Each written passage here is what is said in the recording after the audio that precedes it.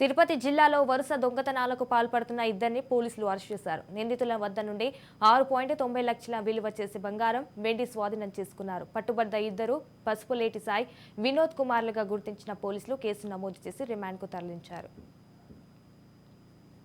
దోచుకెళ్లడం జరిగింది. వాటిపైన కేసెస్ కూడా రిజిస్టర్ చేయడం జరిగింది. దాంట్లో మనకు వచ్చిన క్లూస్ ప్రకారం ముద్దాయిలు ఐడెంటిఫై చేసి వాళ్ళని ట్రేస్ అవుట్ చేయడంతో పసుపులేటి సాయి అనే వ్యక్తి కీలక వ్యక్తిగా గుర్తించడం జరిగింది. అలాగే వారి అసోసియేట్ వినోద్ కుమార్ అనే వ్యక్తి కూడా ఐడెంటిఫై చేయడం జరిగింది.